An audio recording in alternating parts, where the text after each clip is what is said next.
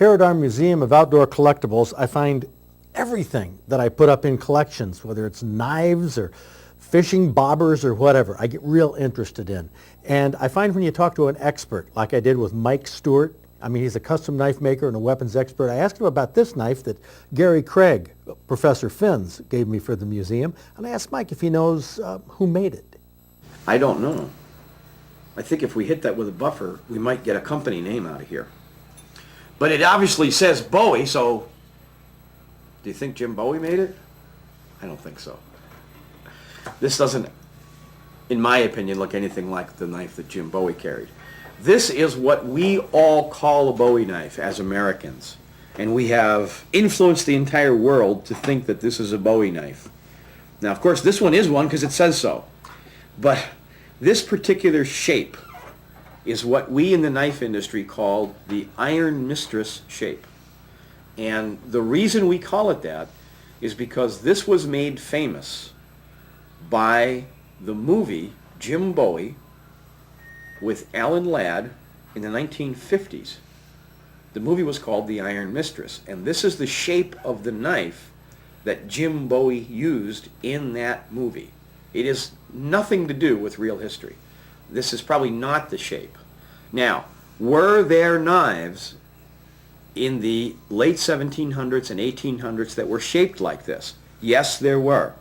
This was a not common but definite Sheffield pattern Bowie knife. Now, Bowie knife by the 1850s, 1860s, into the turn of the century, really translated to really big knife.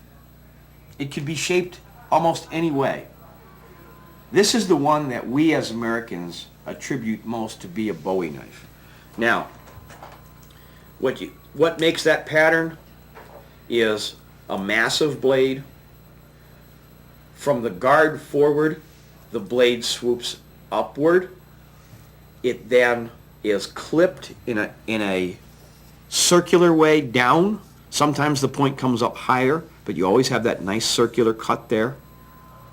And then the grind of the blade, this is what we call the plunge line, would be someplace between here and here. And then the grind is either, this is a shallow grind. Sometimes the grind goes all the way up to the top.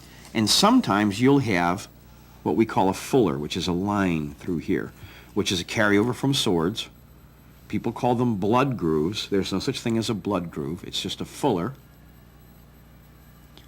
And the guard, you see the S-shaped guard? Very common on the European imports to this country. Full tang design. That's all one piece of steel, front to back. See it? These are slabs. And then what we call the bird's beak handle. That's to prevent the knife from coming out of your hand. Gives the little finger something to support against. Now, this design was Americanized by a number of companies.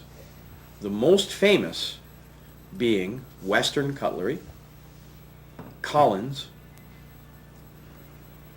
and Case.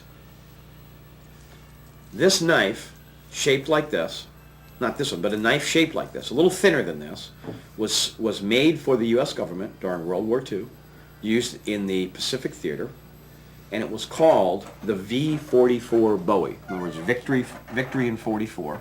You mean it was a combat knife? Oh yes, it was issued. It was absolutely issued during that period. Collins Machete Company made a lot of them, and Western Cutlery also made them. And one other company, which is the rarest of all of the V-44s, which is a company called kinfe, which survived the war, but then went bankrupt shortly after the war. But Kinfolk Cutlery also made them. Those are the three people that made them, and they were called V-44s. Now, after the war, Collins no longer made them. Western made them as their W-49, and still makes them today. They are still made today in a 9-inch blade version. And then Case has introduced theirs on and off a number of times between World War II and the present. They'll make them for 3 or 4 years with some kind of really nice commemorative thing on it, and then they'll discontinue them, and then they'll bring them back. But Western makes these every day. There for a while, in the late 70s, early 80s, the W49 was actually the most popular knife made by Western Cutlery when they were still in Colorado. They're now in New York. Bowies will always have an unbelievable fascination for Americans. Are they practical? No. In today's world, not in the day of pop-up tents and 4x4s and automatic winches, will they always be collectible? Absolutely. People love big collectible knives that have a lot of perceived value. This is one because it doesn't seem to have, it has a number 17 on it, which means it may have been the 17th one made by this maker. It doesn't appear to have a lot of collector value. It's also kind of crudely made. I would, in a heartbeat, clean this one up.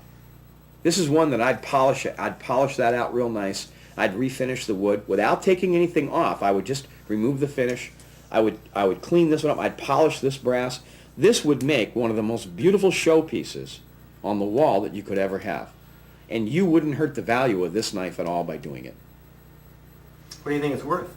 Oh, this is, because of its massive size, gosh, I think 100 a quarter to $300 to the right buyer, easily. Really? Easily. Simply because of the perceived value of a big Bowie knife. Does the fact that it says Bowie on it make any difference? No, none whatsoever. You can write Bowie on anything. You can write Bill Bowie on the side of my car. Doesn't mean a thing. Mike gave me this book. It's Levine's Guide to Knives and Their Values. Looked in here on page 444, and there they are. There's that Bowie-style knife, the Case Western, Kinfolks, and Collins, ranging in value from $200 to $600.